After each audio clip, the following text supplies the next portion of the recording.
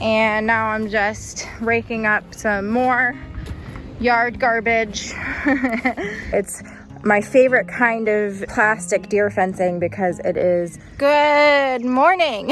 It is April 21st, 2022. My name is Crystal. Welcome. I'm out in the garden again today. I was out here yesterday. I did some things that I want to show you, so let's take a look. The first thing I did when I got out here was, this was all of the manure from the chicken coop and the goat house in here, mixed in with shavings and things.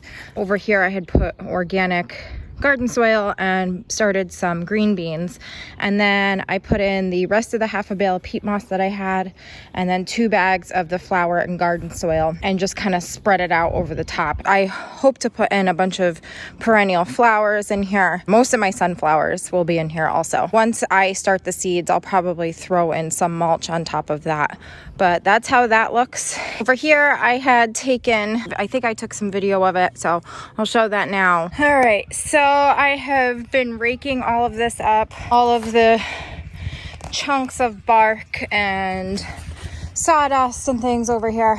This is all old sawdust from Steve cutting up the wood over here. I'm gonna go get a better shovel and really start digging this up to get to some of the soil underneath. So far it is filling up that big bed pretty well. So this is what this bed looks like now, and I can't believe, I mean, this is pretty much soil back here. Broken down wood chips and things like that, sawdust from Steve cutting up our firewood and things. I think the next step for here is I might try and dig up some more of this stuff here. I'm gonna be doing landscape fabric all the way around and mulching and a pathway through, and then possibly add another rock garden bed on this side, utilizing the rocks that are already in the ground.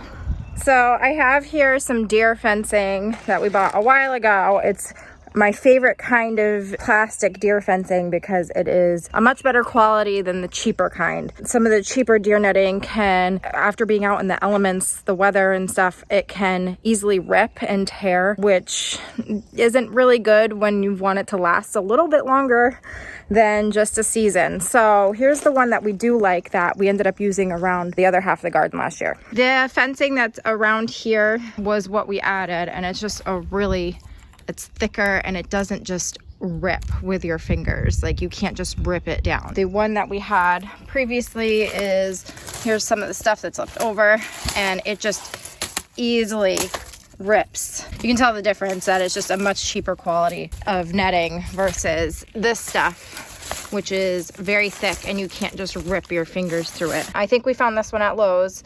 and we really, really like it. So the goal today is to get it up going around this way, and I'm probably gonna leave this section open until I figure out what we're gonna do for a gate. So I use the wooden garden stakes to raise up the, I think these are 7-foot posts. I'm not 100% sure on that. I'm pretty sure they're 7-foot posts, and then they go in the ground about 1.5 feet or so. And then we use these ones we got for free. I think these are handmade, but these we got for free when we got a whole bunch of garden stuff for free. I'm gonna be using these all the way around, and all I'm gonna do is zip ties, keep it on the post itself. These are U-posts.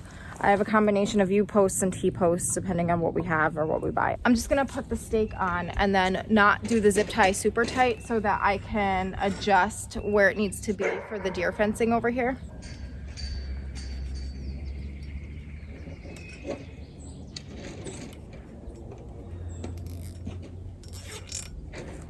There. So I'm just gonna leave it loose so that I can move the post up and down depending on how high it needs to be. I can maximize as much of the deer fencing as possible, as high as I can get it. So I'm just gonna go around and do that, and then when it's done, when it's up, I'll add other zip ties. That's how I attach the deer fencing to the T-posts. All right, so I put these hooks on where the gate is, up on top here and all the way down, and all I'm gonna do is fasten the fencing to it like I did over here. And this lets me take it down if I need to, especially over on this side where it's kind of open for me to get larger things in and out of the garden.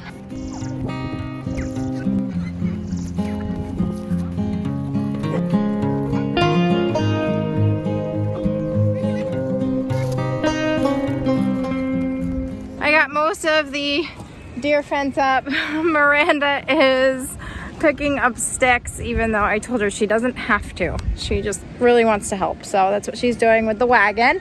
But I have most of the fencing up, and I cleaned out the goat house. I brought some of that manure over here, and now I'm just raking up some more yard garbage and I'll put that in the bed, and then hopefully I won't need much outside of that. It is quite windy out today. All right, so we have all of this pretty filled in, and this was all free using our what I call yard garbage, all the broken down bark and things. So that's all filled in here. A little bit of manure from the goat house is mixed in right here, but for the most part it's all from over where Steve has his firewood piles and things like that. I grabbed the 2 bags of flower and vegetable and garden soil over here, 2 bales of peat moss, and I'm going to start with the peat moss and just fluff it just lightly over the top.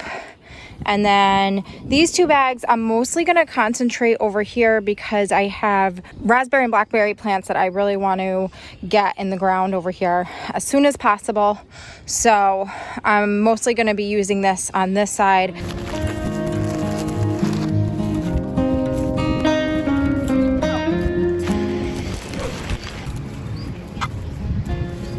I think that'll do it for this video. I hope you enjoyed it. Thank you so much for watching. I will see you next time. Bye.